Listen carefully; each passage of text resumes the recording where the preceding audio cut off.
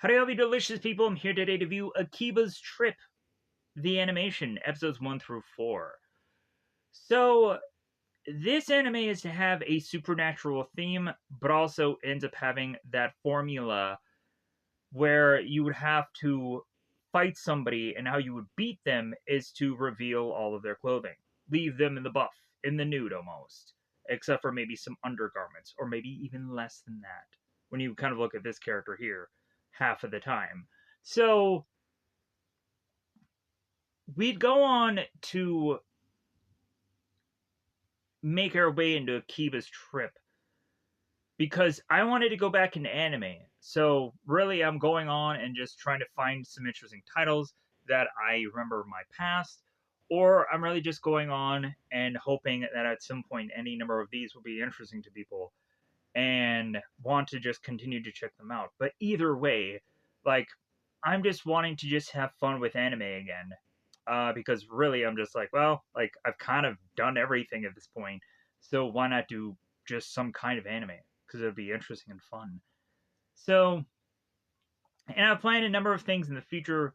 I planned like prison, school. There's a number of kind of certain titles that I've done in the past, and remember them fondly. And so, if anything, for Akiba's Trip, there is to be stuff fairly similar, like mixed martial arts, or there is to also be stuff like freezing. I think is to be the anime title. It's either, I think it's freezing is to be the title. There's also like Kill Law Kill, or of course you have the character that is basically wearing next to nothing, and then she's finding people, and I'm like, okay, all right. Like, I guess you just have to have some kind of real appeal to the show. Uh, but I would kind of go on and see quite a few of those kind of animes where they'd have this like female character and then she'd transform and she's basically wearing nothing, which is like, all right, okay, like that could be very much appealing. And I'm not flacking those animes for doing that because, like, yeah, they know their audience. So, Akiba's Trip, what is this to be more about? We come to find that there is to be these ghostly Pac-Manish looking threats that are to be making their way into the world. And they are to possess people, and they are to be called bug ones. There's kind of certain levels of bug ones, which we come to find in these episodes. In all honesty, the way that I had to consume this, like, I didn't have as much retaining of details as I probably have in other things. So I'm going to just try to do my best to try to figure out what all I remembered while watching this anime. Because in all honesty, yeah, like, it was a little bit difficult to get it perfectly done. Um, for breaking this all down. So I apologize if I'm not as detailed as in other things. So we come to find that there is to be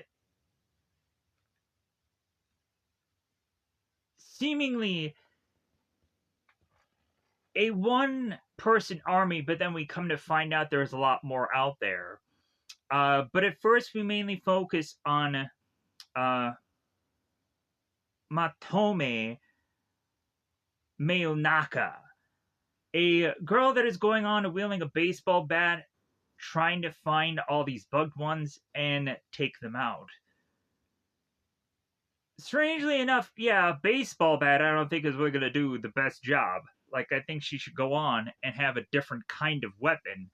Maybe one that is to go on and much more so better be the revealing of clothing kind of weapon. Maybe like a grabber or like a clamp or something like that. That would be a bit smarter. But anyways, so Mayonaka goes on and creates chaos everywhere she goes. We'll eventually come to find out that there is some vigilante army that we just kind of see in the background, and they aren't really doing much of anything. They're just kind of there, and they say that they have this area as their territory, but they're not really lifting anything to really go against these threats. So Mayonaka goes on to eventually keep going to these very specific places where she keeps meeting uh, Ma, uh, Tamatsu. Tamatsu. Tamatsu, we come to find, is to be this action figure collector. He used to go on and be this like thrift buyer, and he's a really fun character, and he brings a lot of good comedy to this show, as everyone else is to kind of be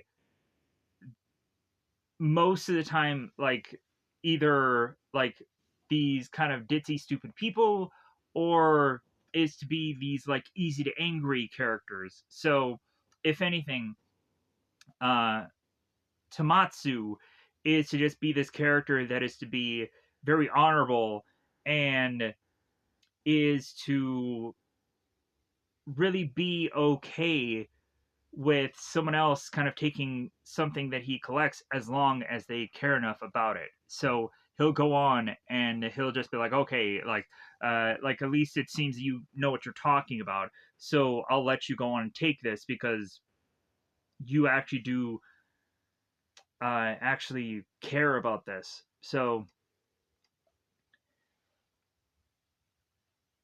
Tamatsu ends up going on and eventually finding out that his in the early goings, his sister is in jeopardy, which has him forced to work alongside Mayonaka. And then eventually, as Tamatsu is to risk his life for Mayonaka, she then in turn needs to want to go on and have Tamatsu become a bugged one that is to be similar to her. So Tamatsu, man, I wish these names were shorter. God dang it. If I could only come up with some kind of abbreviation, I would just be like, can I just call him Tamatsu? Like, I know I'm going to butcher the names out of all of these characters because they're too long to me. But if anything, I'm sure a lot of people would probably complain that my name is too long, um, or anything is too long. Anyways, so we go on, and after Tamatsu goes on to eventually become a bugged one and finds out that there seems to be some kind of specific things involved in that, where he only has a certain parameter to leave within the city, as well as also that he is to go on and find out that if he is to ever have his clothes get completely revealed, that he will die. So within the following episodes, we go on to eventually have Tamatsu um, go on to find certain thrifting items and become a person who is to kind of way much more spend too much money, to the point of him needing these like odd jobs to be able to pay for it. We also come to find with Mayonaka, as well as also the girls that are attached to her, will eventually go on to be singing idols at some point, and eventually will go on to be these characters that are to almost like reveal all of their clothing or wear these skimpy bathing suits and stuff like that, to eventually find out that the people that are taking pictures of them are kind of shady characters. This agency that they have been a part of is kind of shady. And they in turn will go on and face off against them, and we go on to have Tamatsu that kind of joins into the group and faces off because he is to just be in a job conveniently nearby. This show also kind of reminds me of Devilman Crybaby. I think is the show because it's been a very long time since watching that. I really did like Devilman Crybaby, but again, immediately when you are to go on and see the title, you're like, crying? Yeah, he does that quite a bit. And then that was the big problem of the show. It's like, you whiny bitch. Like, and that would be like my biggest problem with anime altogether, is you'd have these characters that just wah all day long. Um, every episode they have to cry about something. I'm like, You know what? I'd like a character that is viciously overconfident from from pilot to the whole thing.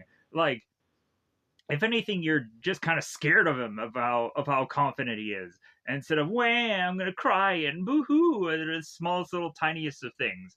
Because I'm sorry, like to me, that's a character I feel I can get behind instead of a person that has my problems.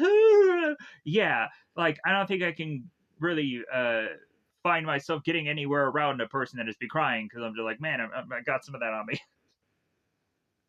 I got some of that tears on me. Anyways, so just me saying. So we have Tamatsu. As I'm going to continue to question this name throughout this entire review, Tamatsu is to go on and eventually be really interested in this artist, and then he goes onto this whole audio buying binge where he has to buy all of this audio equipment, and then eventually he comes to find out that all of it's a waste because we just have to do a bunch of shit that is to just be funny and just be a waste of our time, but it's all to just be for a gag at the end for him to just go on and be like, oh well, I guess I really didn't need all this stuff, I just really needed to listen to this person live. So eventually in other episodes, uh it seems that there is also to be this kind of like very weird woman with a hat that is to be dubbed by a person who is to be called Fukame. Fukame. Kind of a weird, kind of strange. She almost looks like Helsing from the Helsing anime, but in black instead of red. Strange. So that person is kind of back in the shadows, just kind of like watching, seeing what's going on.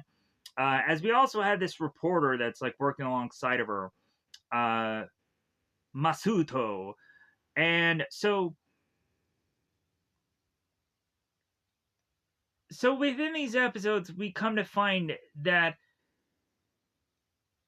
every one of these kind of episodes have just this interesting kind of idea and approach them. Eventually, we'll also come to find that one other episode is to kind of deal with um like this tower that deals with these uh kind of radio waves and how they go on and kind of use these radio waves to do Morse code to connect with people to try and figure out a way to defeat this person. If anything, what I thought would have been a better idea in this episode would have probably have got on and had the whole wave thing ended up turning more people evil, but that's not what really happened. Like it's just like, okay, we just have this wave battle that's going on, where eventually they have to go on and figure out how to defeat this character just by outsmarting her. So, and I'm sure there's stuff that I've really very much missed in between here, because there's some stuff that I had a very hard time retaining it all. And eventually I'll go on and I'll use the episodes to kind of remember it a lot more. So, with that said, I would go on and definitely recommend people checking out this anime. If I haven't said already where you can check this out, I will definitely go on and state so. There is to be an app called Haname. That is anime with an H in front of it. And I think the logo will also have an H on it as well. So, Haname is to be an app that you can download and be able to watch whatever you want as far as anime is concerned without a subscription of any kind. I had gone on to either watch or rewatch certain anime that eventually I'm very tempted to want to go on and check out here on the channel. There is also very much a temptation for me via anime to go into stuff that probably everyone has heard of. So that's kind of just very frustrating. Just be like, well, yeah, I feel I should probably go into like the no brainers, right? But also, there were certain animes that I did want to become a thing on the channel, but no one ever really cared about them. Because I think it's just kind of been done everywhere. Um, I think High School of the Dead was one of those things where I started on the channel, but I never finished it because I'm just like, I don't think anyone is really going to care about this. But I would love to be wrong. I would love for everyone to say, yeah, complete that show for how actually good it is and how I actually liked it. Because I've watched the whole thing at one point, and then I rewatched it for the channel. So maybe there's hope out there for me to find some anime title that'll actually be effing popular, and I can ride that like the thing it should be. Because I highly doubt that this will be that, but if it is, I would be grateful and happy for that to have happened. And then also, I'm sure a lot of people are like, "What the is this?" and that's completely okay. Because at the end of the day, I hope a lot of people go on and ask that question and click into it because it would greatly help out the channel. So, with that said, let's go on into spoiler time because I think it's about that time yet again. Because it is spoiler time, it's about that time again to spoil these episodes. Let me know in the comments below what is be your specific flavored anime, very specific anime that you are to go on and enjoy and like and what have you, because eventually I may actually cover it on the channel. I'm sure there is probably a number of staple things that I probably could go with, like Attack on Titans, or I could probably go with not Naruto, right? I'm sure enough people like that, right? Like I would go on to eventually just kind of like I've seen so many anime channels at some point that eventually, yeah, like they would have reaction things, and then eventually they would get content just ID'd or content whatever, and then they would just no longer exist. And I'm like, well, I guess they had their time in the sun, but yeah, like that's where I try to avoid trying to do reactions of things because like I know that something's going to get copyrighted. I know something is going to get claimed, and I don't want to have that worry. I don't want to have that problem. So that's the reason why I try to avoid doing reactions, even though reactions probably do a lot better on the channel. It's just like it's just the worry of any visual that I put on here, like what's going to be the wrong thing to do, because YouTube is just so finicky about what you should put on your YouTube channel, because eventually something will get claimed somewhere.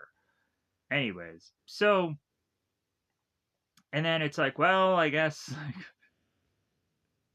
I guess this video was pointless, and then kind of the channel to be eventually just a creator is just a thing that it's like, well, there's nothing I can do to get monetized anymore. So I don't know, it's just frustrating.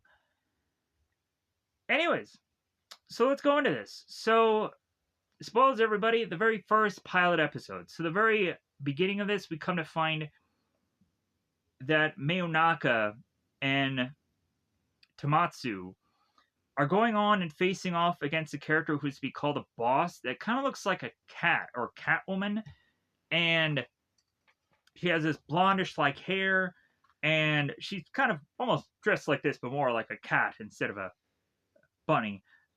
Plus, it's not to be actually this character because this character is actually Arisa, uh, who's to go on to be the Moi Moi girl.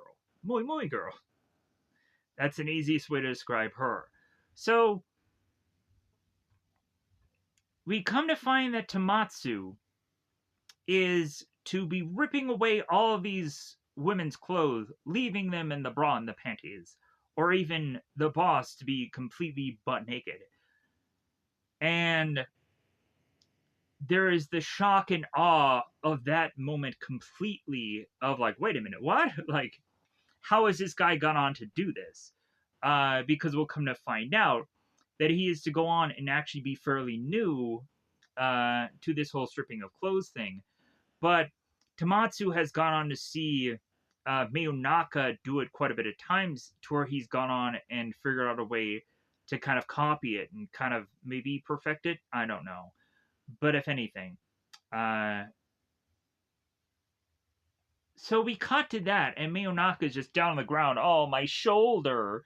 And she's kind of almost having her, like half of her like bra revealed because her clothes is kind of ripped and kind of tattered. So we cut to like X number of hours before this event that we had just talked about occurs. We all of a sudden have Tamatsu that is making his way through this dark alley, being chased by this entity with glasses.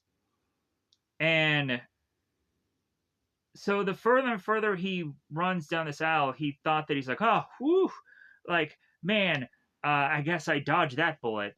To all of a sudden come from behind, find out that the woman in glasses is to be right behind him and scares him. So, come to find out, this woman that had been chasing Tamatsu is to be this person trying to go on and trying to sell uh, this item that is to be of 1,000,000 yen and just five easy payments of it. And so, since Tamatsu is to have been chased down by this woman, he is to go on and agree to pay for her items, but if only she will go on and do this one thing and one thing only for him, as it being in return. She goes on and says, like, okay, what is it that you'll need from me? And so he goes on to state, it's like, well, just join my quest. And so he mentions how he's um to not even be human, that he's some alien, and he just starts rattling off this whole story that just goes on and on and on. And the more and more that he talks about this story, the more that this woman just finds him to be crazy and then just runs off. And he's like, great, thank God, that fan fiction that I made years ago in high school, like, man, I guess that really did just pan out. So now we all of a sudden have uh, Tamatsu's sister, who is to be Niwaka, ends up appearing here. Or Nawaka, I'm going to butcher this. Every name. Nawaka, we'll go with that. So, Nawaka comes into frame here and eventually is to tell her brother about this whole boy band thing that she wants to go with him with. And in exchange, like, she'll get what she wants, but also she's hoping that she can take him along to also get these figures that he wants. But eventually, as the two of them make their way to this place, to the store or wherever they're going, eventually, uh, Tamatsu will end up getting disappointed because there won't be anything of figures or anything that he wants there. But eventually, his sister will go on and get what she wants. So, all of a sudden, just in the air, falling, is to go on and be Mayonaka with her baseball bat in hand. Mayonaka ends up going crashing through the road, and everybody stops what they're doing to find out what the heck had happened. So, Mayonaka has gone on to do, like, what I would call maybe like the Terminator 2, or like superhero landing kind of thing. So, because in Terminator 2, whenever somebody used to come from the future, like a Terminator or Liquid Metal, they would go on to have this like Superman like pose. They'd have this like thinker like pose, and eventually they'd stand up and be like, "Oh, okay, well, what year is it?" Anyways, so the year. So Mayonaka makes her way up, and eventually is to face off against uh, a bugged one. Uh, I'm trying to think of what this character's actual name is, if it shows anywhere. I don't think it does. Because there's to be bug ones, but then there's also to be a another kind of boss character here. I am honestly not seeing it, so I'll go on and just call her a boss. So that way it kind of uh, just has me in my brain figure out how to talk about this. So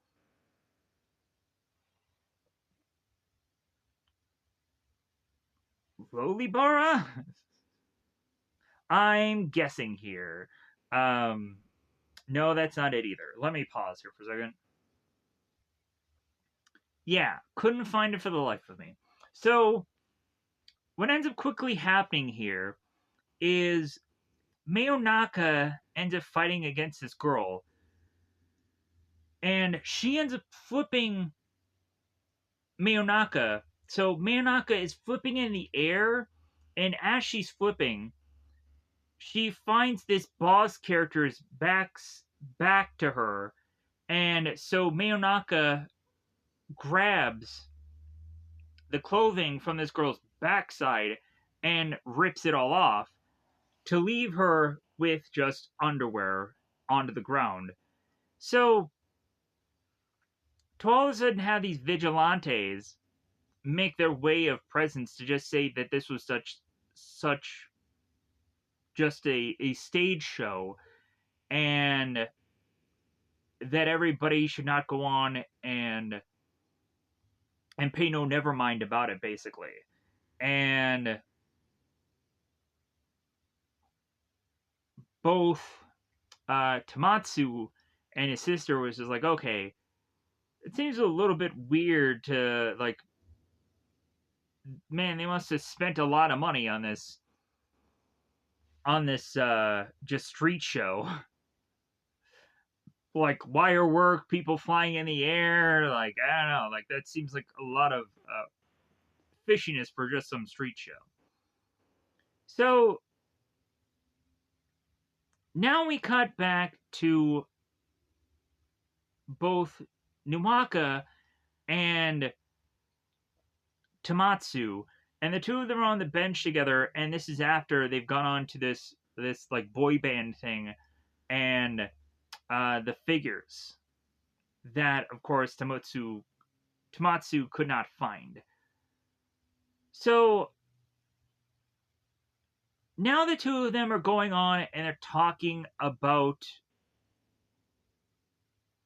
the bugged ones, and they're trying to like help us, the viewer, much more understand what these things are, because eventually we'll go on and we'll see more of them. They're going on and they're talking about rumors and stuff like that. So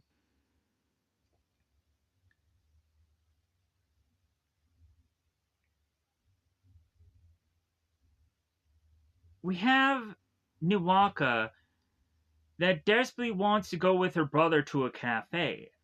And the brother's like, no, I don't really want to go to this cafe.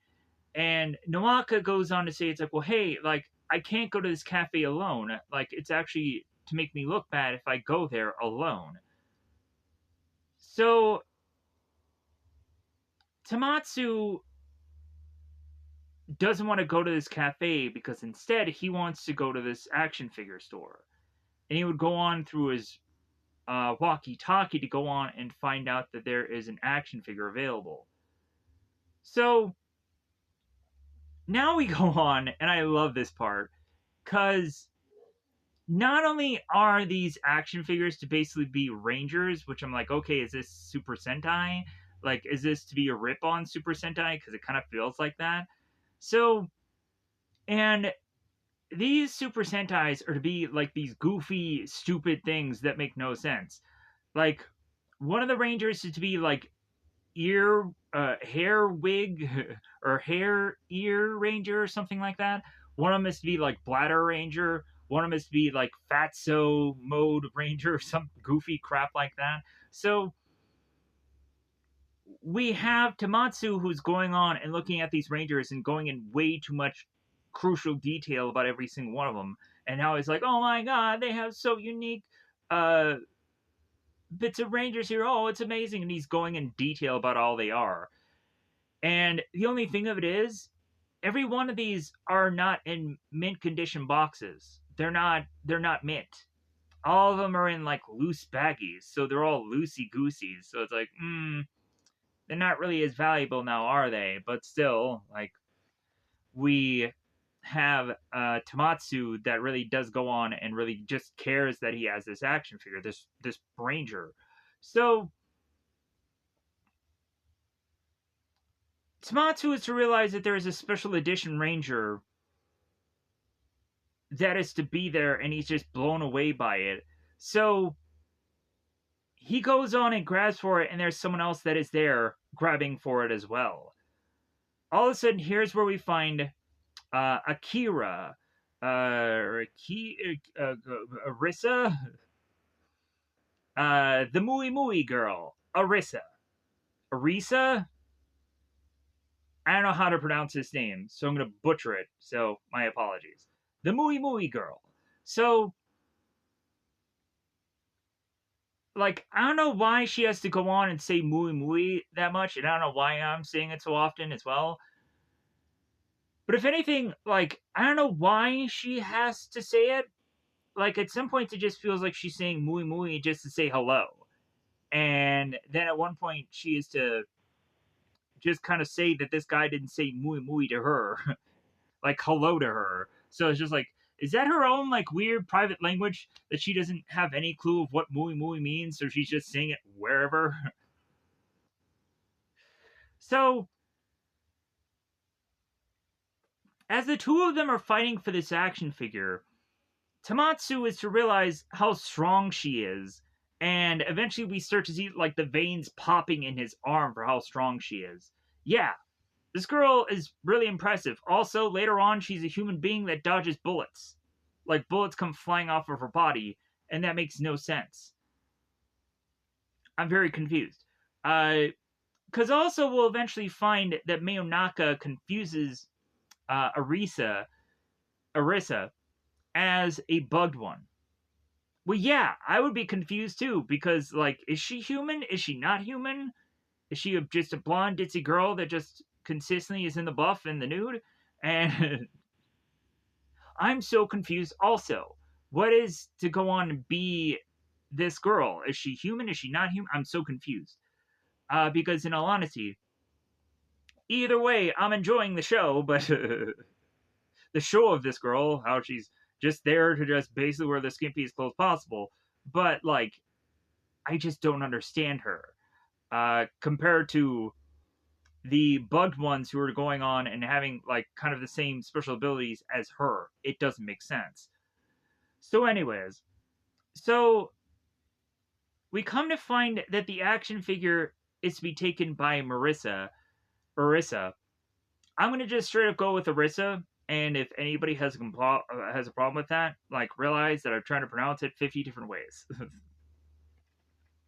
I'm even happy that I could go on and actually get the title of the show correct, because I'm like, man, I think I'm gonna just butcher everything. Because, yeah, I assumed I was gonna butcher every single thing of this, and I still am. So, Arissa goes on to obtain this specialty action figure, and Arissa wants to go on and repaint it. No! If that seems to be a rare figure, do not paint it. Plus, also, if you're going to repaint it, then maybe you should go on and give it to the guy who's not going to repaint it and is going to just keep it like it is. He kind of deserves that more than you should. But I guess just finders keepers, losers weepers. I guess is what it's really to be. Like, Arissa is just stronger than this guy, so she can go on and be able to do whatever she wants with it, because she just has it and he doesn't. So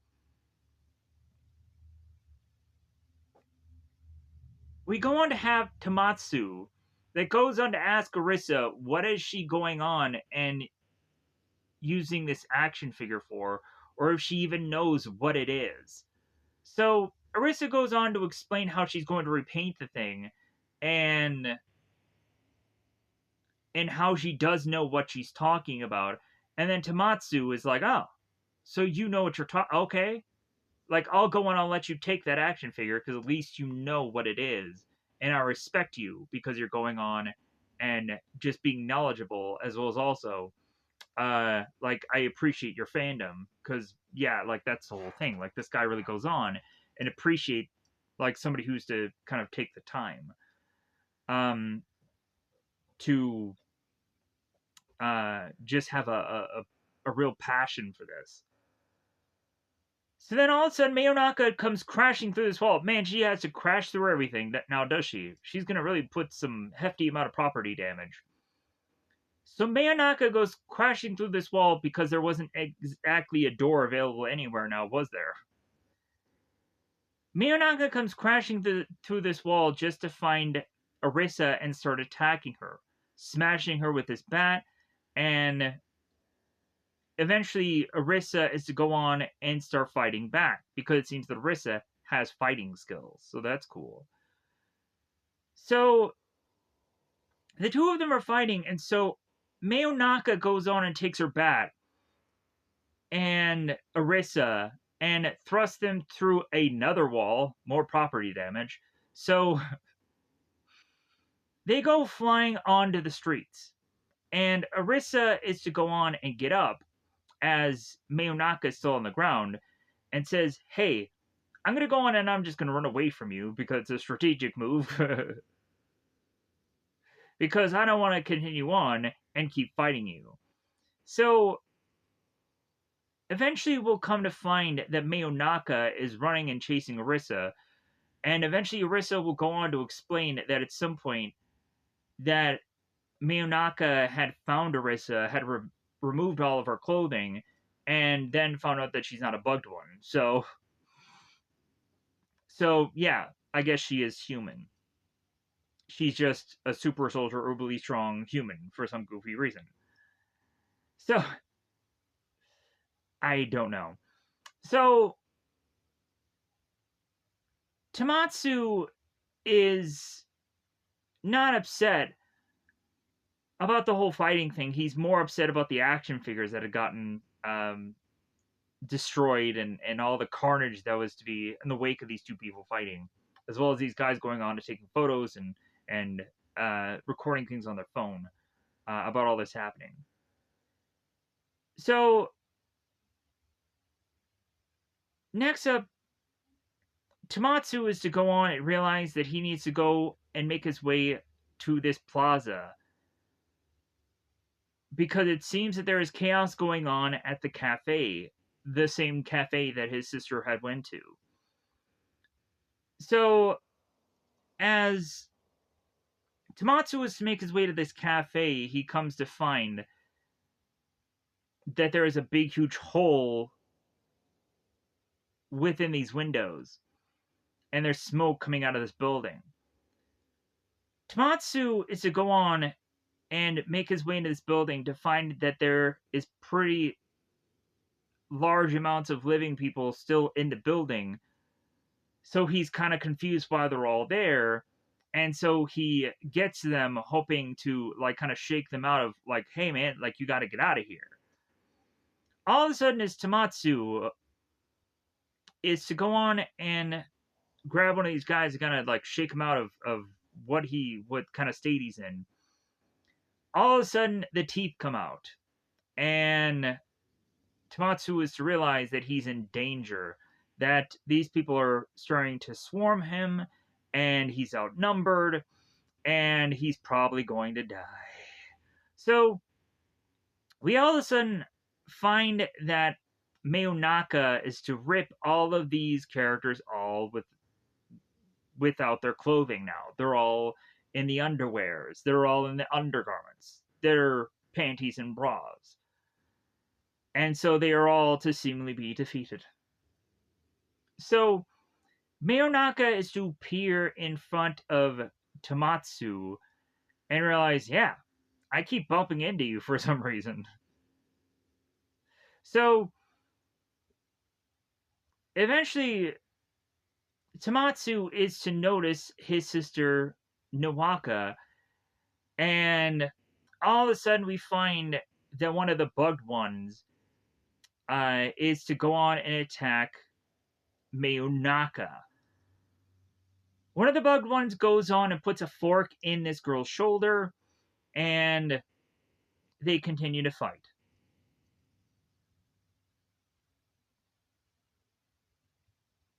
Eventually, what happens is, as this bugged one is to try to attack Mayonaka, Mayonaka goes on and rips the fork out of her shoulder and thrusts it into this girl's forehead. Not having it really be something that's really going to defeat this girl, because again, the defeating thing is really having these people be in the buff. So, as Mayonaka has her bat kind of twisted to a swinging motion, we then go on and see Arisa. Arisa is to appear in a completely different bit of clothing here, and then she'll go and explain why that is. Because eventually, Tamatsu is to realize, hey, why are you wearing a completely different thing of clothing? And so Arisa explains, it's like, well, yeah, I met up with Mayonaka, and she kind of stripped me of my clothing, so I needed other clothes, so I found these. So Tamatsu goes on and hands his sister to Arisa, and then eventually tries to follow Mayonaka. Mayonaka is now on the rooftop facing off alone against this one who is to be the boss. She's to look very Catwoman or cat-like, and eventually to be a blonde. So we have Mayonaka that is going on and facing off against all of these foes, as well as also the boss here. And she's getting pretty beaten up. So Tamatsu is going to go on and eventually join the fight here. And he ends up grabbing this like fire extinguisher, and he ends up just spraying around. But it kind of really doesn't do much. So, because it doesn't. So,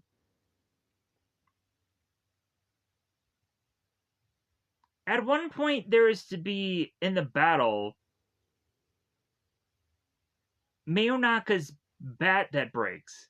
I believe, yeah, it's the bat that breaks. So,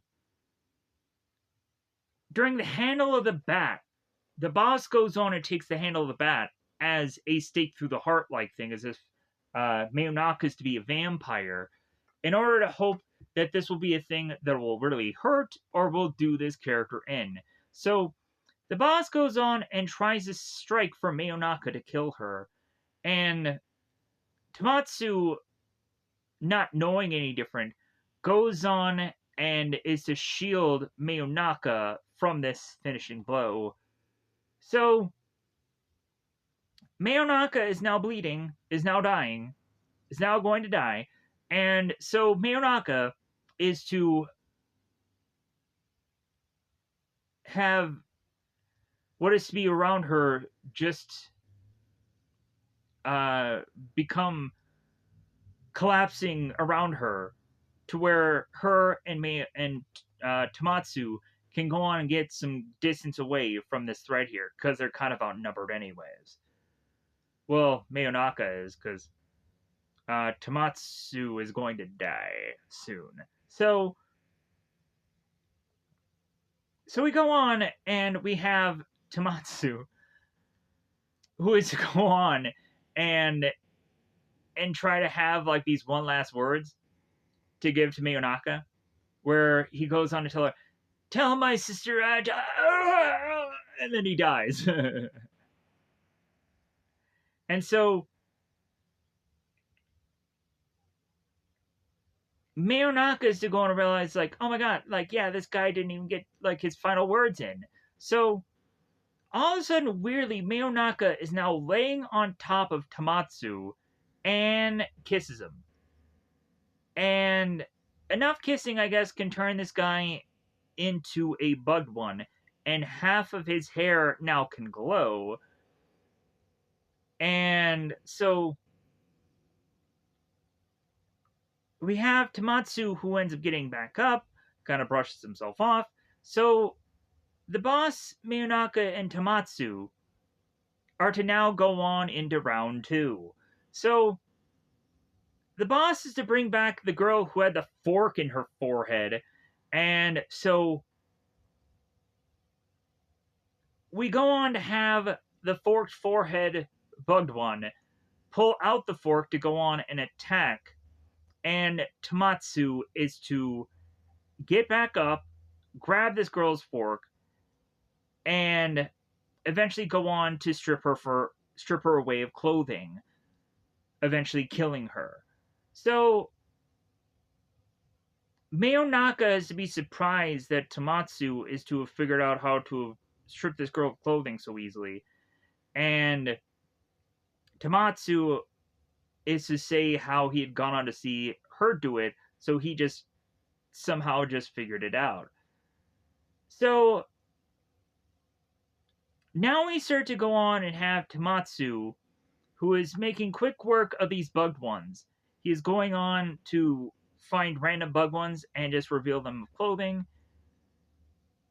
eventually forcing there to be a showdown between the boss and Tamatsu eventually, after they are now in the streets and more bugged ones have had their clothing revealed and they're in their bra and panties. So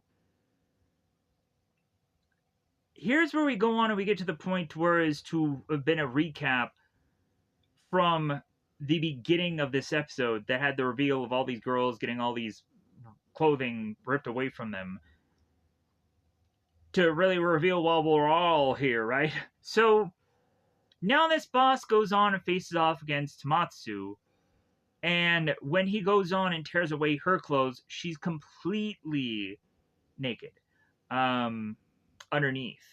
And so then she is to go on and get defeated. And Tamatsu is just so distracted by this woman's body. He's like, like, man, I wish I would have gone on and had some recording device. Oh, well.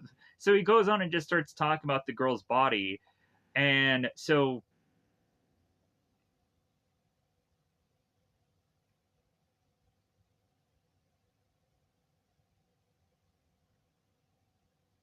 Miyonaka is now upset with Tamatsu. And Tamatsu goes on and takes Miyonaka to get a new pair of clothing because, like, her clothing is very tattered. Like, she used to go on and basically just have half of her clothes just ripped away. So Tamatsu throws clothes on her and makes her way to a store so that way they can buy new clothes for her. And the first episode ends. So, 48 minutes just to get to the pilot. Holy shit. So let's get into the second episode. So, in the second episode, we go on and have Mayonaka, who's upset with Tamatsu because he's going on and he is kind of fiddling with this walkie-talkie. So here's where we go on and we have Mayonaka, who's talking about the bug ones and getting very specific. She's going on and talking about certain variations of the bugged ones. And eventually, I won't remember all of this because eventually I didn't put any notes down. Because, of course, I didn't. So, Tamatsu is to go on and say that he's going to a very specific building. And so he starts walking that way. And then all of a sudden, he realizes that he can't. He all of a sudden notices that there's a barrier, that there's a wall there. And Mayonaka has to go on and explain to him that Tamatsu can only be in a certain vicinity of city of area, and he can't go any further. So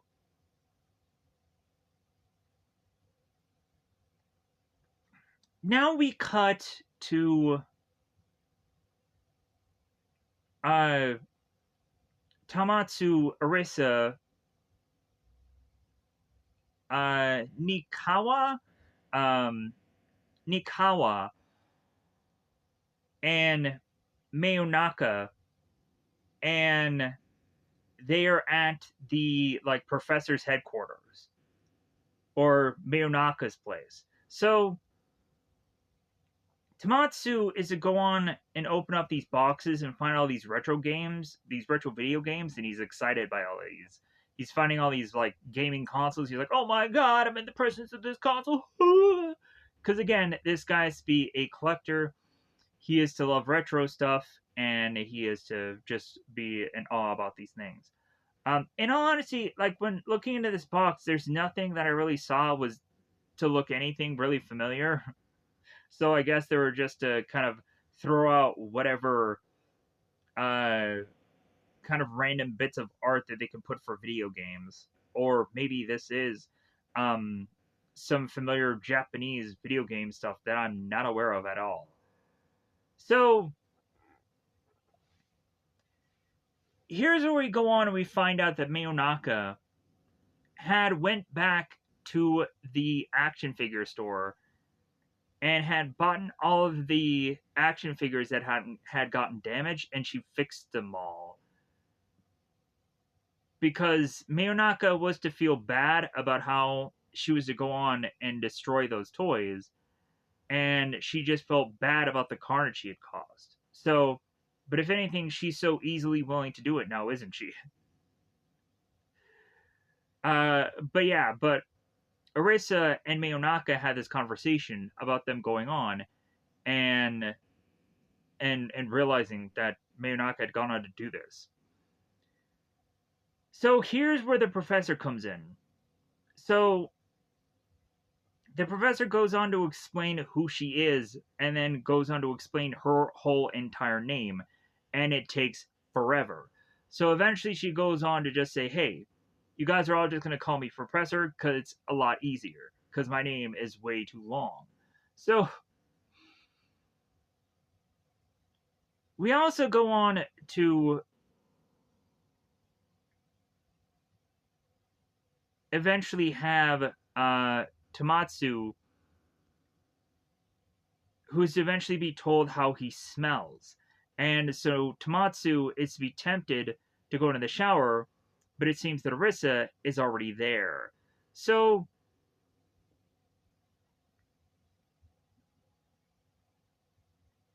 we have Miyonaka that is trying to stop Tomatsu from going on and taking off his clothes because he will go on to find out that he is to be one of the bugged ones where it's like if he reveals his clothing, that eventually he will die. So that's kind of one of the worries. So Miyawaka, out of all people, is to actually be very happy that Tamatsu is to go on and actually be this kind of superhero like character because he was never really, because of his family saying so, ever going to really amount to anything. And having him do this actually has him amount to something. So, but if anything, Miwaka is to just kind of be like concerned about like, well, hey, what are we going to tell our parents? And so Tamatsu is to say it's like, well, hey, tell them that I had gotten this new job over here, and it also comes with a benefit of a living arrangements. And so like, wait a minute, like where are you going to live? So the professor and Miyonaka figure it out that there's to be this one area that has way too much box storage that they're going to go on and empty out so Tamatsu can live in that area, that kind of area just underneath these stairs. So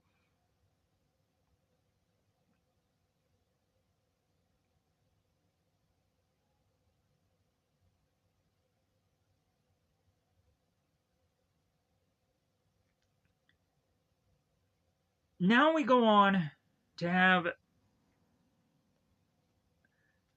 Miyonaka, Arisa, who's now in a bunny outfit like this, and Tamatsu all make their way onto the street.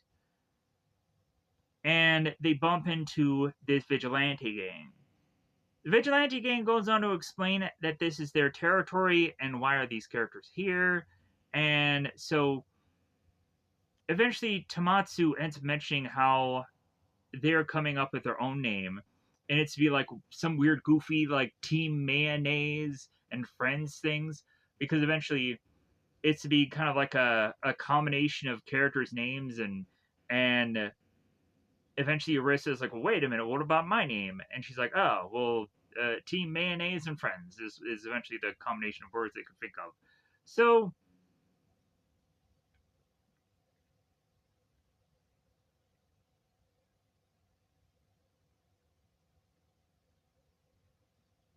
eventually, after Miyonaka goes on and beats up Tomatsu, they make their way to some maid dreamin' restaurant. So we then go on and it seems there is to be some video out there of what Tomatsu had done. And they're going on and kind of recounting something. And Tomatsu is to go on and ask Miyonaka if it's possible for him to go on and get some kind of job. And Miyonaka goes on and says, like, well, yeah, we can probably kind of fit in your schedule of a part-time job. And then all of a sudden this maid, I believe her name is Momo. Momo goes on to say that, hey, are you looking for a part-time job? Well, I go on and I'm familiar with an agency that can go on and help you get a job if that's what you really want. So Tamatsu is to go on and make his way to this agency, and it seems that this agency doesn't take money for getting this guy a job, it seems, which is kind of weird. Like, they don't take, like, a certain, like, portion of money or something that this person earns or nothing like that. It's just kind of weird. So, this agent goes on and hands Tamatsu this job. I'm trying to go on, and this character's name is Kuga Mashiro. Kuga Mashiro, I believe, is this agent's name. So at least I took that effort. So I could have just been like, this agent, and could have explained away that. So Tamatsu is to find out that there's a job opening opportunity at this gun and military store. So he's like, really? I'm gonna end up working here of all things? So he's like, okay, all right, like we'll make the best of it. So they go onto this gun store, and eventually this whole gun and military store will eventually lead them to another bugged one. So this bugged one is to be none other than, I think, Tenchu, Tencho, Tencho, Tencho. How many times can I go on and say it and think that I'm saying it correctly? Let's figure out. Tencho. Anyways, so the characters make their way into the gun and military store, and eventually they find this big, huge, massive man called Tenchuo, or Tenchuo, Tenchuo, Tenchuo, big mountain of a man in the sky. So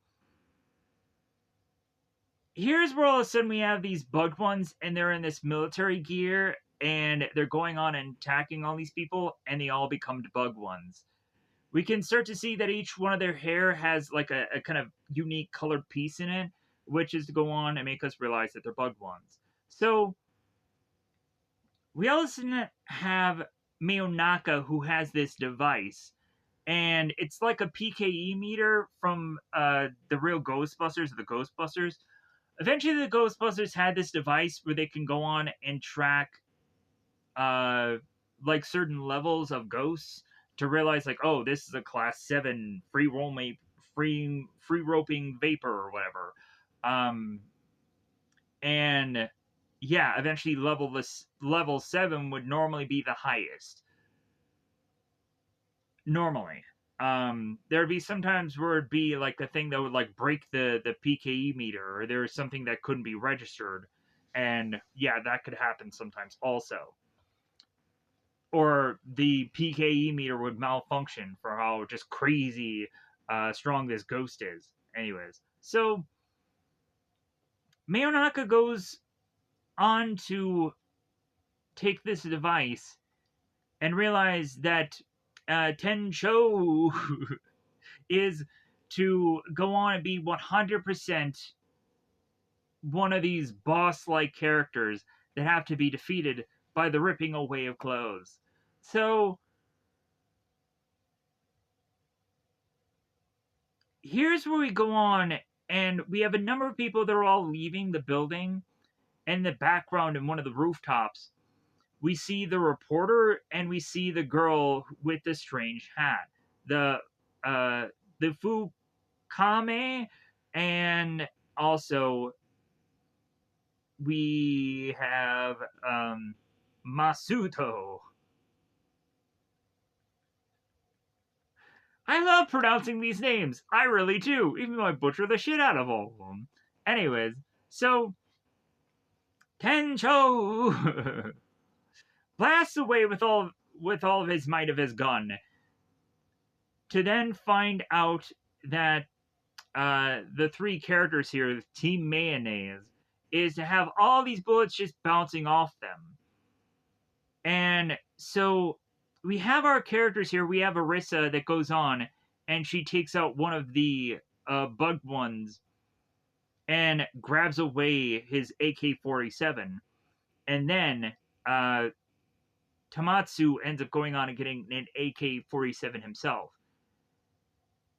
So eventually, as our team here starts to fire back, we come to find that eventually, the more and more that there's firing going on, all of a sudden we start to realize that their clothes is starting to tear away from all these bullets flying. It's also kind of funny how Tamatsu is complaining about the bullets and how they kind of hurt, and Miyonaka is like, well, just dodge them more then. So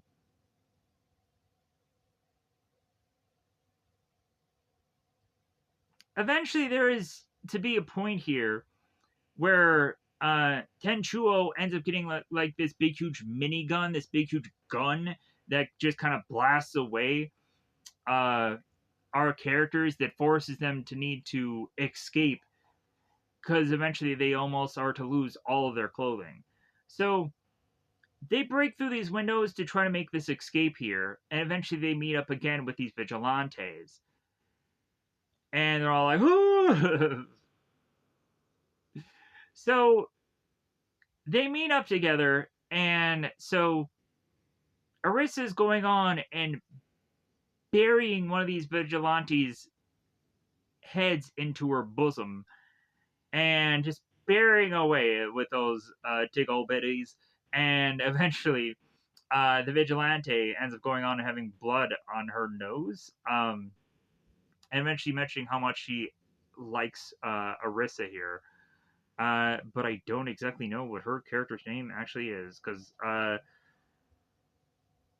Sudobashi, Sudiboashi,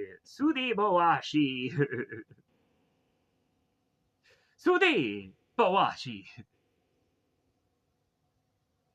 Anyways, so, God dang it. I'm sorry for how many times I have to repetitively mention these names.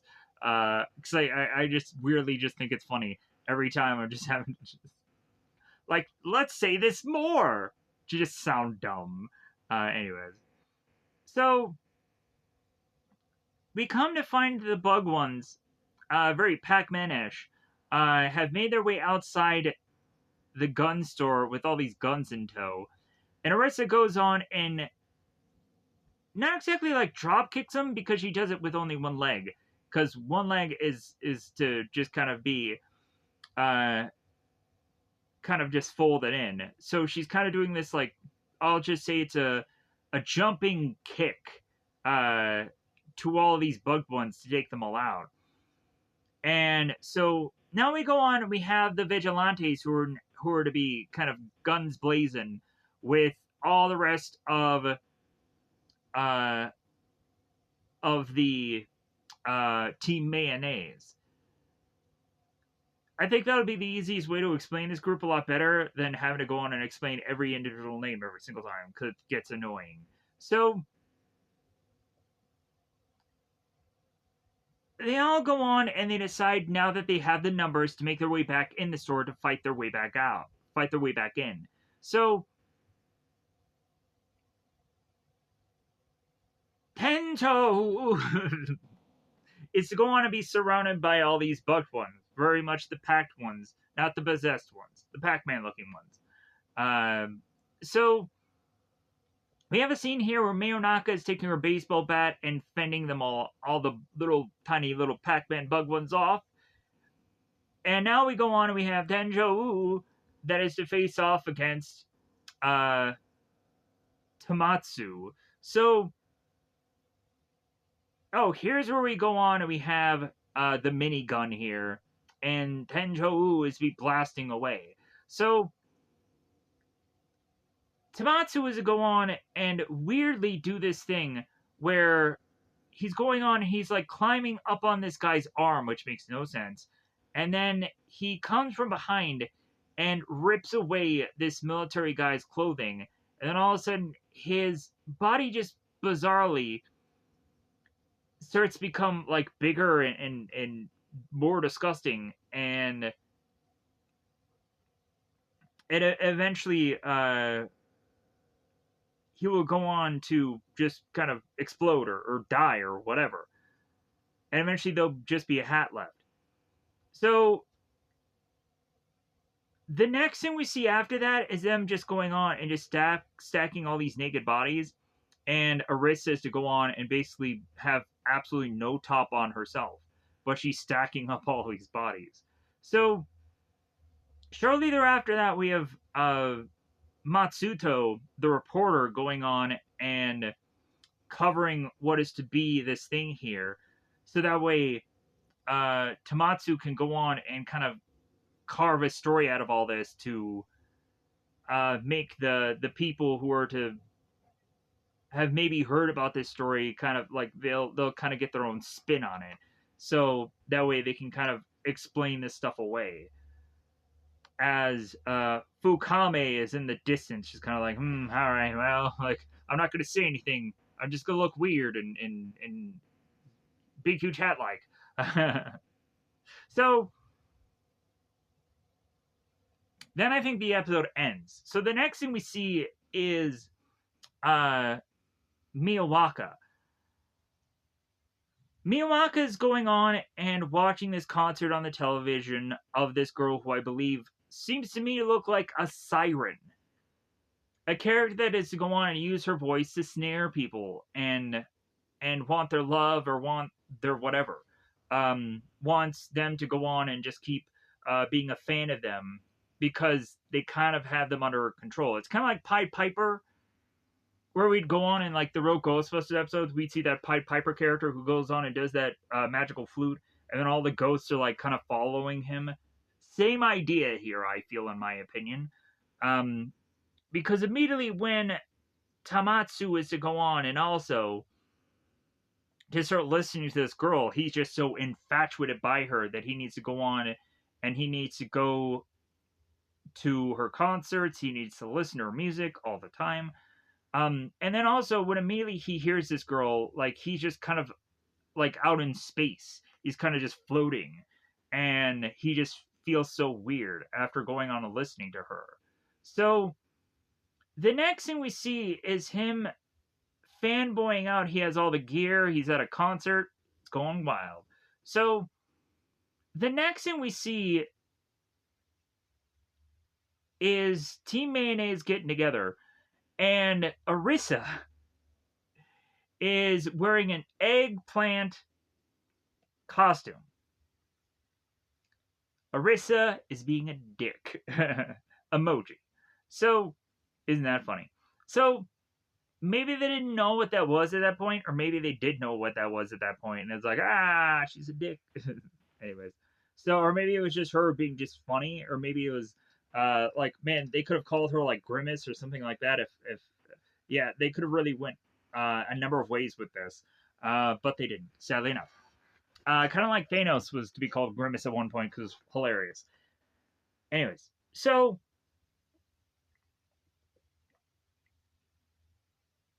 we eventually go on to have Tamatsu, who's conflicting with Mayonaka because he's too focused on this girl. He's too focused on this musician, and Mayonaka is starting to get really annoyed with him because Tamatsu is to have just come from this other concert, and so Mayonaka's like, okay, good, we can go on patrol. And Tamatsu is like, no, like I have to go on and I have to watch this like after the concert thing live. And so he goes on and he starts watching that. Mayonaka ends up getting so frustrated. So the next thing we see is Mayonaka at a Carl's Jr.'s. No sponsor. So, oh man, Carl's Jr.'s really hit the spot right now. If only they had sponsored me. If only they still do they exist still? I'm not sure. If only Carl Jr. really cared about me and really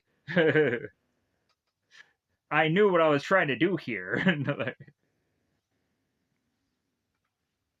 Come on, Carl Jr. I haven't had their burgers in a while, a very long time. I don't know if I've ever had. So, Carl's, if you're out, Carl, if you're out there, just send me your burgers through the mail. Maybe email me the burgers. That'd be great. Anyways, I'd be forever grateful. Anyways, so Mayonaka goes on to eventually just scarfs down a load of burgers, and all of a sudden she's vacuuming them. She's like, huh, like it's like this. It's like, huh, like it just goes right through her, just right through her. Everybody just staring, looking at her like, burger eating girl. Man, you're just pounding away those burgers. She has like, I want to say a good maybe let's say 30 burgers to be fair, maybe more than that. Yeah, probably about 30. Anyways, so she's she's vacuuming these burgers, and all of a sudden next we make our way into May Dreamin', and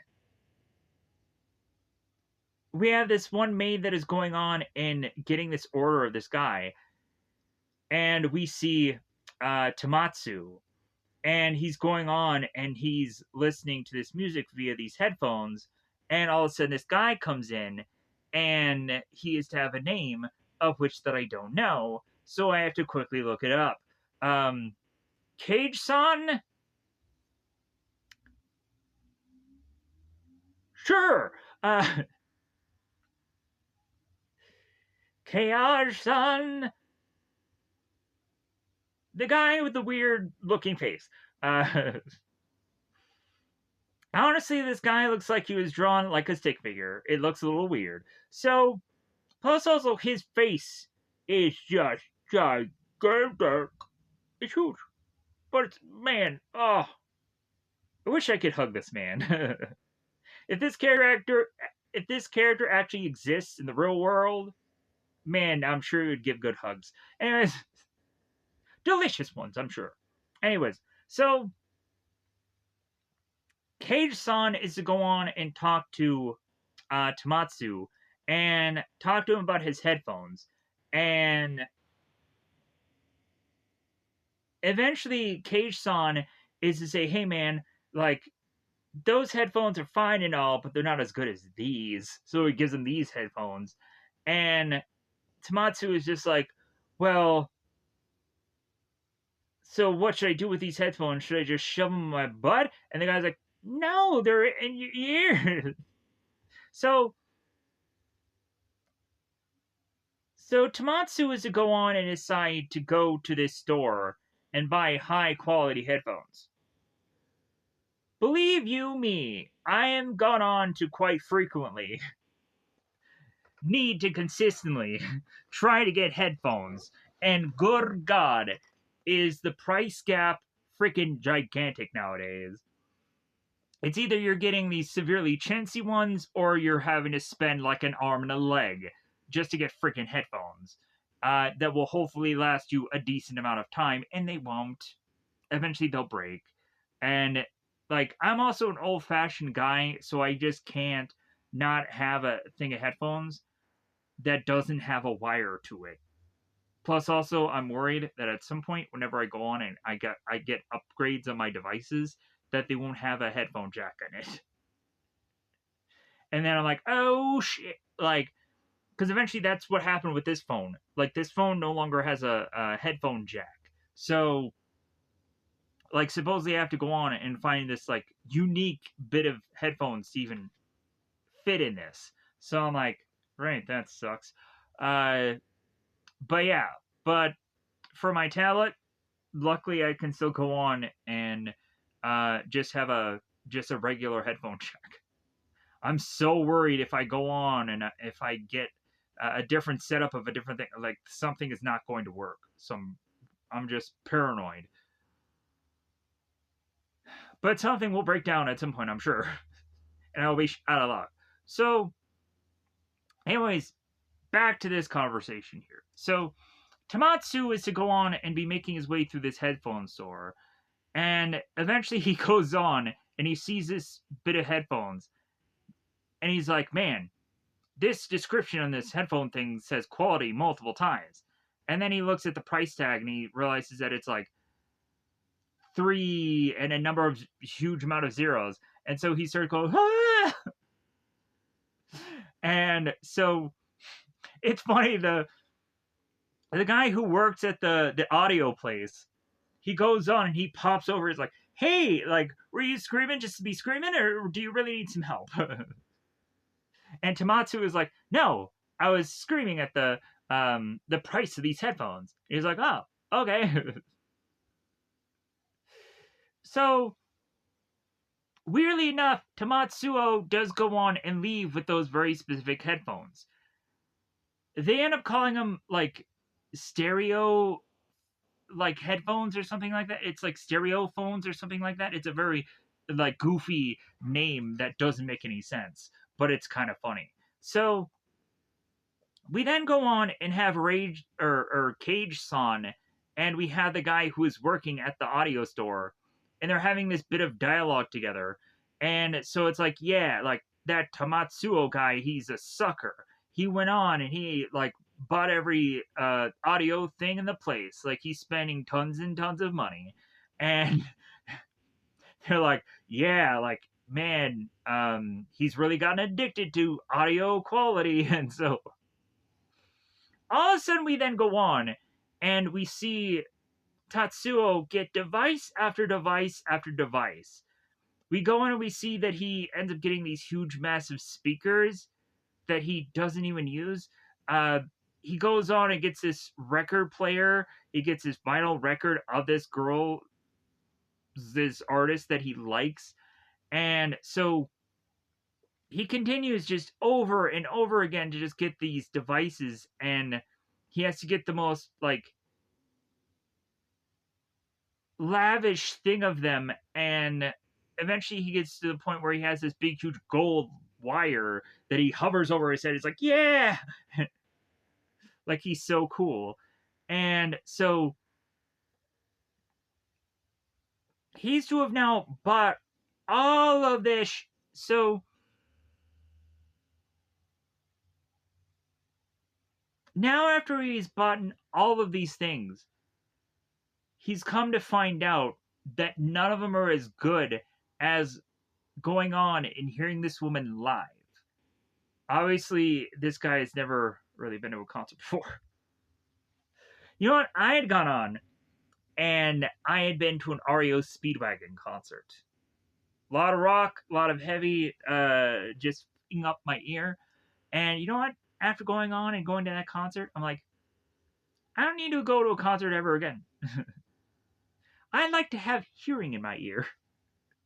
Because I think at some point after the longer and longer the concert went, everything was to just sound like, I'm like, I have no idea what's going on. Like, I'm just hearing all these characters and they're Alvin and the Chipmunks. They're at such a high uh volume. I'm like man, this is kind of ruining the quality of this song because all I'm hearing is la la la la la, whatever they're singing. I'm like super love you. Yeah, that's all I'm hearing. Yeah, that's all I'm hearing is Alvin Chipmunks the whole entire rest of the concert.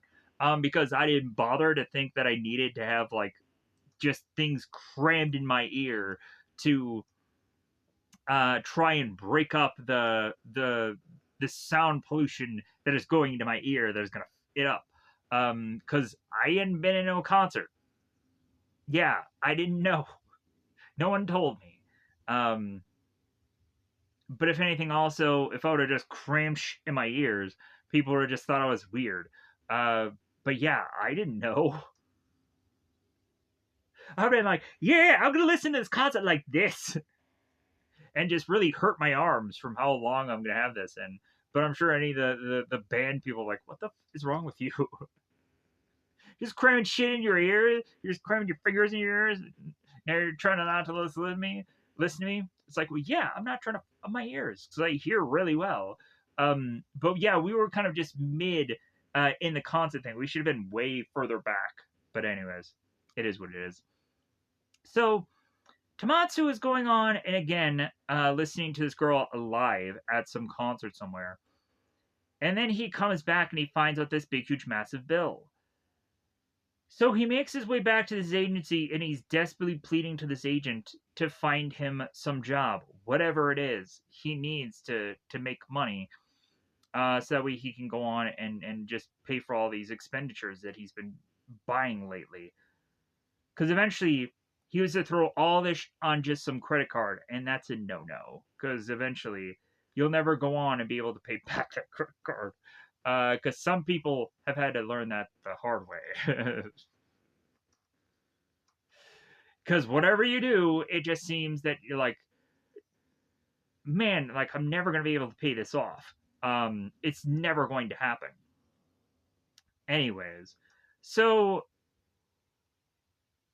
now we cut to Arisa, Miyonaka, and Miwaka, and they meet up with this producer. I wish I didn't have to go on and have to learn this person's name, but it's Chibusa. Chibusa. And she used to also have a photographer called Nice Muramura. And so Nice and Chibusa are to go on and meet with these girls, and they go on and they go in depth and they kind of give them their cards, and Chibusa mentions how she had gone on to be this model before, but now she's kind of been out of business and now is going on and finding the next generation of people that she can turn into idols and stuff like that. So she's hoping that these three girls are going to be it. And Arisa is just kind of exploding with excitedness to be like, oh my god, I'm going to be an idol. So, and god dang is Arisa's butt huge. So, we have the three girls go on and be doing this practicing, and Shibusa and Nice are going on and having them need to jiggle. We all know why they have to jiggle. So they're going on and they're doing jump ropes. And as they're doing jump ropes, they're jiggling. We come to find out that Tamatsu is doing a jackhammer and some construction site somewhere. I don't know why, but he's doing it. So the next thing they have the girls do is they need to have them go on to this just kind of stick thing and need to just shake hands nonstop consistently. It's like, well, yeah, like when you're in a convention, you have to endlessly just meet up with people. You don't have to shake everyone's hands. You don't have to kiss every baby. Like, come on. So we then cut to Tamatsu, who's going on and he's cleaning windows at some skyscraper somewhere, uh, which is kind of funny. So the next thing we see is the three girls going on and climbing this like rock climbing thing. And really, if anything, it's kind of not really understood exactly why they're going on and doing this, because if they're just singers and they're pop idols, why are they climbing a rock climbing thing? And if anything, it's just to get pictures of them in a certain position. That's the only reason why. But if anything, also, I'm sure it's just good exercise for them, anyways, right? Because rock climbers go on and just are really well rounded individuals of exercise. Anyways, as well as also CrossFit people. I have to say that, right? So just to be fair, uh, hey man, I'm a CrossFitter person. I take great offense to you saying that I'm not um to go on and be athletic enough. Dude, I'm not athletic. I'll say it as a like man, like yeah, like I should have gone on and not done this video and done exercise instead, but I'm here doing this. So I'll have to go on and figure out in my schedule where to go on and put my workout. Because, yeah, it's not going to happen today. So, anyways, uh, we then go on and have the girls all together and they're doing a photo shoot. And we have Tamatsu who's going on and he's delivering all these big, huge, heavy boxes. And he's needing to go on and put all these roses in this box. And I think there's thorns all over them and it hurts. So cut to the three girls going on, and they're weirdly going on, and they're either sucking or they're eating things that are to have to be kind of dick in shape. Let's just say that. So, like one of the girls is downing a corn dog. One person is to have a chocolate uh, covered banana. One girl I think is to have like a cucumber or a pickle or something. I have no idea what it is. So at this point the girls are kind of concerned, like, wait a minute, like, why are we going on and why are we like having to consume these phallic objects? It makes no sense. And so now we cut to Tamatsu, who's going on and speaking to this agent about him needing to find even more work. So the girls at this time need to go on and need to do some swimsuit photo shoot. So we now have Mayonaka, who realizes that she can't go on and do this because she is to not have to have a less revealing of clothing. So they figure out a way around it. They go on and they give her this one piece, and that seems to cover enough of her body to not destroy her. So nice. The photographer is going on and taking like a camera to all these girls. And eventually, at one point, it looks like this girl is going and getting some like weird golden shower. It's freaking weird. Because eventually, what we see here is we have all these guys in underwear lining up, and they have like pigs where their junk should be. And weirdly, straight out of the pigs, like there's water, like as a kind of like a, a, a an arc like form coming out of their these pigs coming from their junk. So it looks like this girl is almost getting a golden shower, but the water that is coming spraying on her is not yellow, it's white. So, but this girl's having a good old time with this happening because she's just weirdly naive. Uh, so, but eventually she questions, like, what the heck was that all about? So, the further and further we get to this photo shoot, at one point, Arissa is to have to go on and need to reveal even more than what she's already to have revealed. And Arissa was almost tempted to reveal herself, but eventually the girls are like, no, no, no, no, you shouldn't go on and reveal yourself. This is like, no, like they're asking too much. And Arissa's like, well, like maybe one day I'll go on and I'll reveal all to everybody, but I won't do it today. It's like, dude, you've kind of revealed enough on this show. That's for sure. Anyways, cut to all of a sudden out of the woodwork, all these Pac-Man um, bugged ones come out of the woodwork.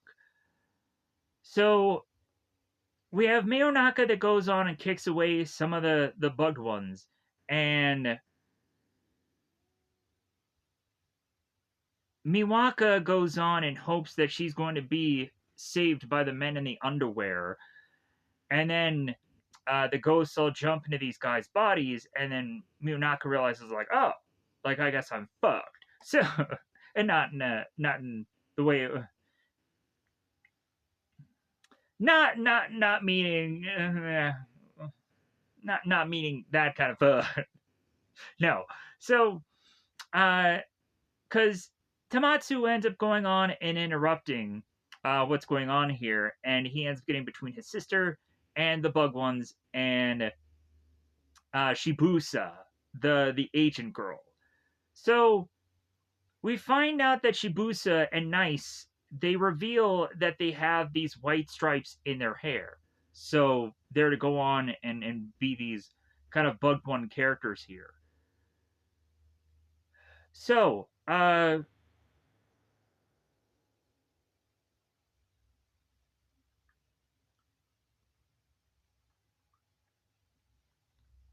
we would go on to have Mayonaka that faces off against Nice as uh, Tamatsu makes his way to Chibusa.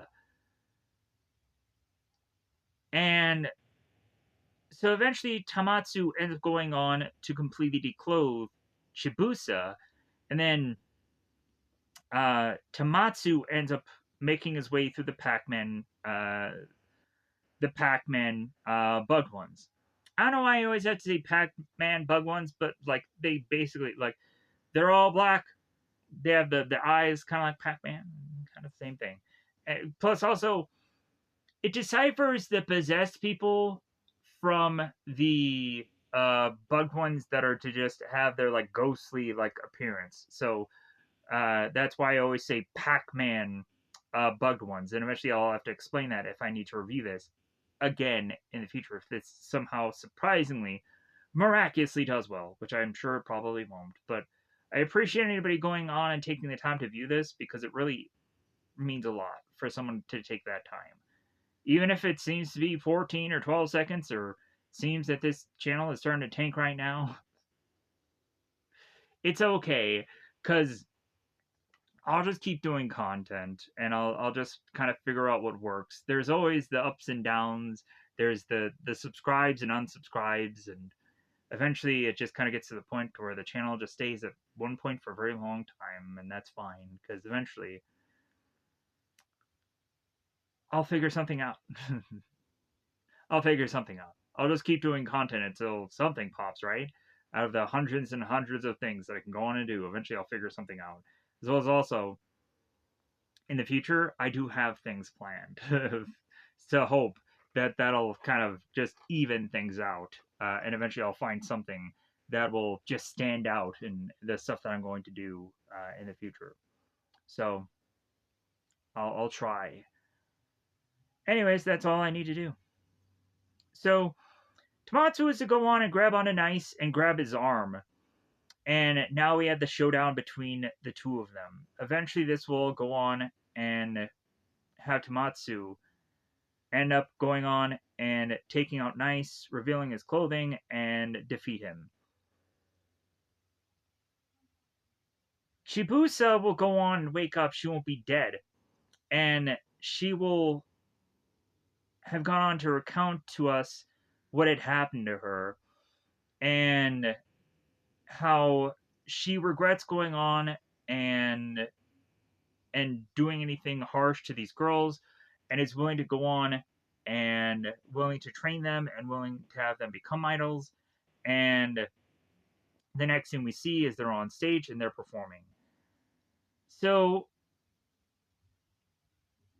we have Tamatsu who's going on and giving the thumbs up to the girl's performance, and we end up ending this episode. So now on to the last episode. Thank goodness, because I'm hoping we can get under 2 hours. That's what I was kind of hoping for. Regardless of how long that these episodes are, I don't care as long as I can get a video under 2 hours, because I'm fine with that. So that way I can go on and do other things with my life, as well as also to just be like, okay, like I can go on and maybe plan to do certain things. Regardless of how unsuccessful Zom 100 was, I still like that show. I'm still going to watch it regardless. Regardless if it does nothing, regardless if it completely tanks, I'm going to watch that anyways because I actually really liked that show. I really did. So I want to see where that show goes, and I don't care if it does nothing. Because a show like there are some times where I get really freaking bored of watching shows over and over and over again. Like Power Rangers is just really difficult to just need to keep forcing myself into. But eventually I keep buying shirts or I keep getting the itch every once in a while. But yeah, it's just so hard to just keep forcing myself into that because it's so technical. There's so many things I have to remember. And so, like, at least with Zom 100, it seems very simple. So, like, that's why I want to go on and want to finish up that series or that show, that season, because anything simple is good. If it looks fun, simple, I'm gonna watch the out of that. Because it would just be such a break away from everything else that I've been doing on the channel, which has been like the most detailish of detailish things that I have to memorize, and stuff like this where I have to go on and get every little kind of thing that I can remember in my brain, instead of whatever was on subtitle to subtitle of this video or these episodes, because I didn't have anything much of real things I could really write down anywhere. That's what sucked. Anyways, so if I review the rest of this, it'll probably go on and be the exact same, where I'm just kind of like fumbling through the whole thing. So that's why this video is what it is. So my apologies. So in the 4th episode, we make our way into finding out that Tamatsu had gone on to make a radio tower. The girls don't really understand why he's going on and making this radio tower, but if anything, the professor is to explain to them why they are to go on and do so, because it actually matters for the episode, it matters for the story.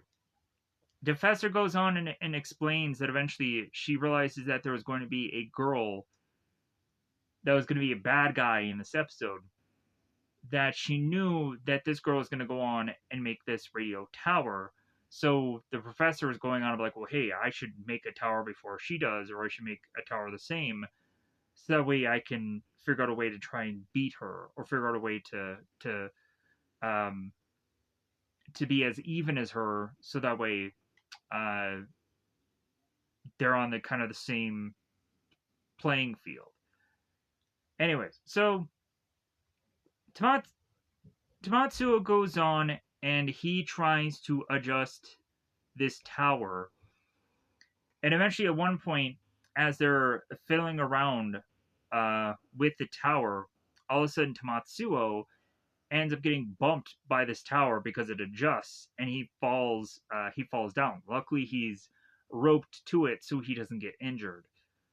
But if anything, he's just upset because the professor was messing around with the tower, and then he almost got hurt because of it. So,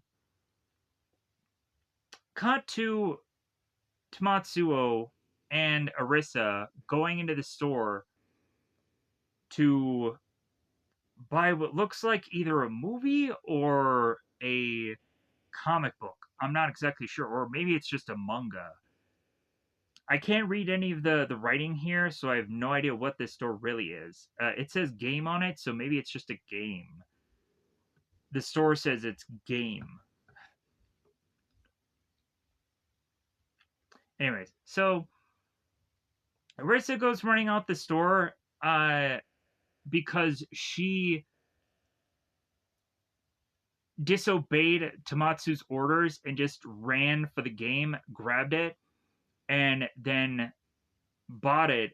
And then Tamatsuo will go on and discipline Arisa later. It's like, well, hey, you didn't listen to me, and you just went in there and just so. Because eventually Tamatsuo found out that there was a game elsewhere that was a little bit cheaper, and that's why he told her not to rush and just get it right away because there was another thing that had a better deal, but it's too late now. So since they were going on and needing new audio equipment, because god dang does Tamatsuo need this addiction to audio equipment, because they go on and they start talking about these walkie talkies and they don't have a good enough range.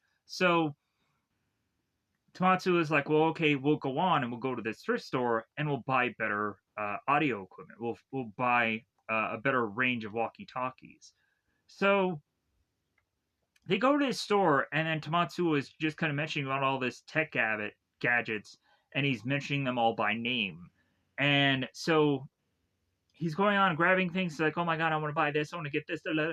So he all of a sudden goes on and he finds that this walkie-talkie has this way of using photos. And Mayonaka says, hey, isn't that just like a cell phone? And he's like, no, it's not like a cell phone, or something like that. He yells at her, it's like, oh, it's not the same thing. So, but it really is the same thing. So, if anything, the next thing that they do is they buy all of this equipment, and eventually, by the end of the episode, they end up turning it into a podcast. So there's a reason why they buy all this equipment. It wasn't just to buy it just for these walkie-talkies. Eventually, they turn around and do podcasts out of it. So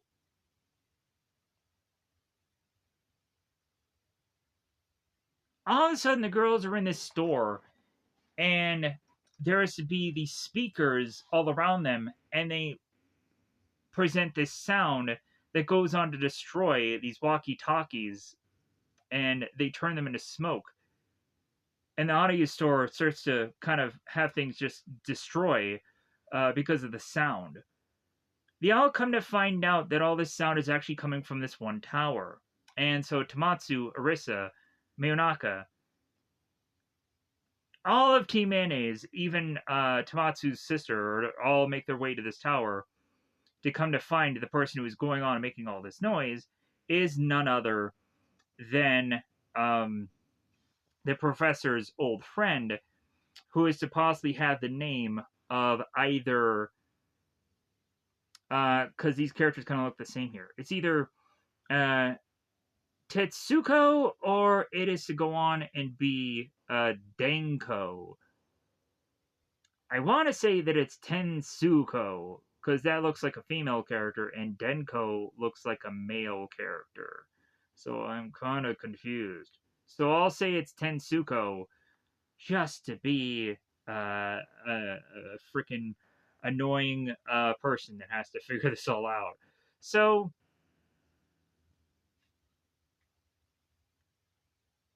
we go on to have lost my place completely, so I have to pause here to figure this out. So Tetsuko goes on and uses her sonic attacks to eventually have the bug ones also use these sonic rays also, or these radio waves, to eventually start to blast away uh, the Team Mayonnaise's clothing, but it not completely blasting away, but it starts to kind of fizzle up. And it kind of looks like their clothes are a little bit on fire, and they're starting to like.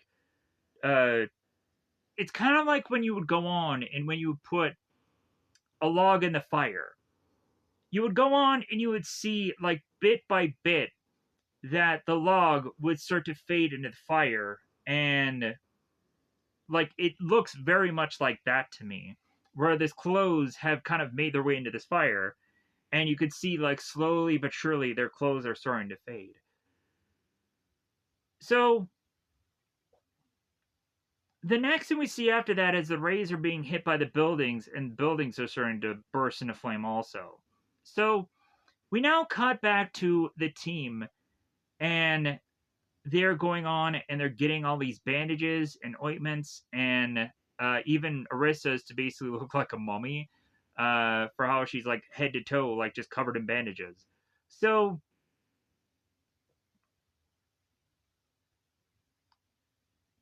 they're going on and they're trying to figure out this Tetsuko girl, and the professor is to go on and mention how she used to work alongside her. So we now go on and have Tetsuko, who's to mention like sometime a very long distant time ago. Like she doesn't exactly say when, but she's kind of being vague like that because it's to be funny. So they have in the past where it's like this black and white scenes going on, where the girls have completely different hair, so that way they look younger. So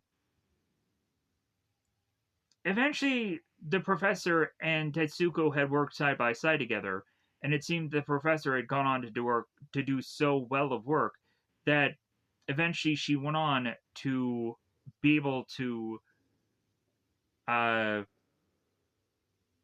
like be so successful that she no longer needed to work there. She decided to go on and work in her own private sector, do her own thing. And so we see her like just crying away on some Segway. So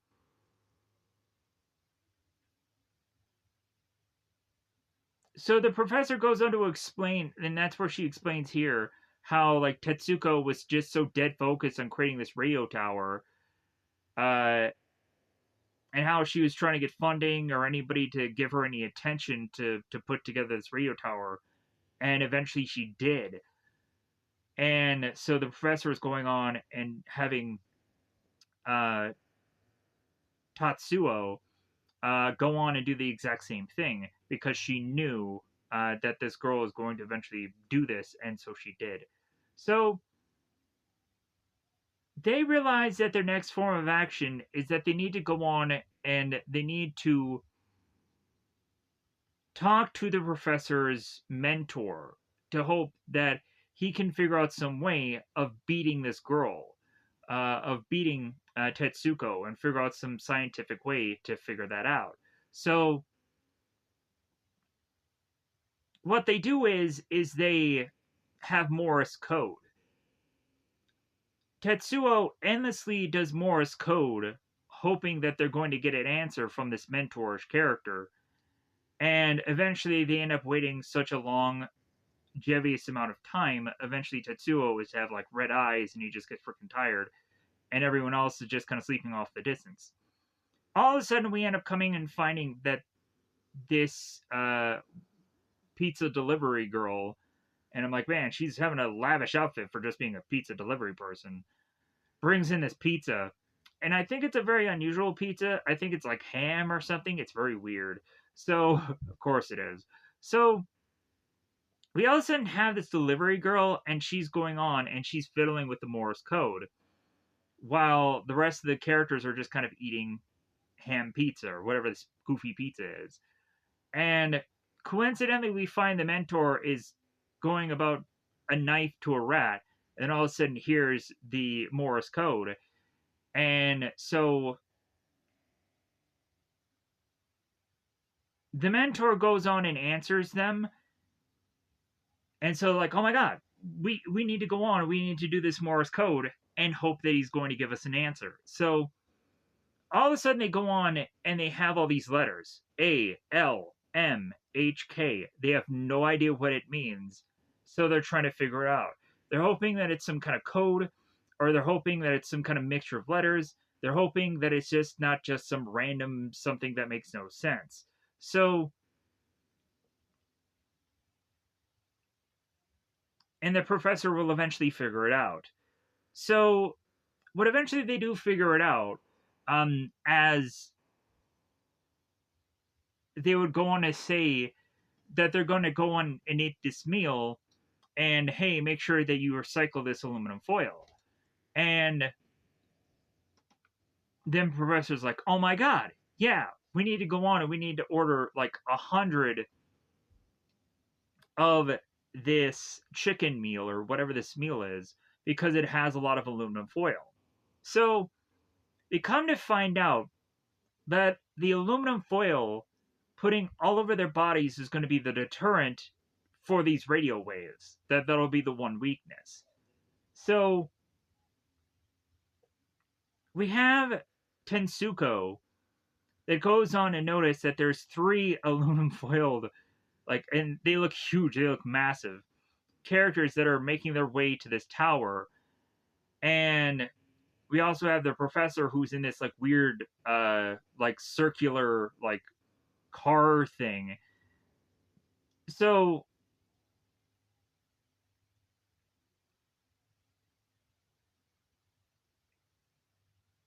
here's where the professor goes on to explain about the whole aluminum foil thing, and the aluminum foil gang, Team Mayonnaise goes on and knocks out all of the bug ones, and the professor mentions how they've stockpiled about 100 uh, chicken meals or whatever, but it's all worth it because eventually they're going to beat this character. They figured it out. So Tetsuko ends up realizing that these aluminum foil armored characters have a weak spot, which is to realize that their eyes aren't covered. So it's like, well, hey guys, if you're gonna use this sonic attacks, she's talking to bug ones, directed to their eyes. So we then all of a sudden realize that the aluminum foil armored Team Mayonnaise here are to turn around to where they're now eyes won't be seen by them. So they're kind of fighting backwards. So eventually what does go on and happen as they figured a way to get to the top of this tower and they tear away this woman's clothing and they defeat her, we go on and have the reporter and Fukame going on uh, and kind of filming this all and reporting it. So the next thing we go on and see is Tetsuko. She goes on, after losing all of her clothes, she goes on to explain what happened to her, how she'd gone on to meet up with Fukame, and she had gone on to put some kind of spell on her, and eventually the next thing that she realized is that she woke up there. So both the professor and Tetsuko kind of have this moment here, and the next thing we see is that the Team Mayonnaise are all going on and doing a podcast. Mayonaka is kind of upset that Tama, uh, Tamatsu is going on and doing this whole podcast thing. It's like, well, hey, like we had to make sense of all this equipment, right? We had to make this podcast. So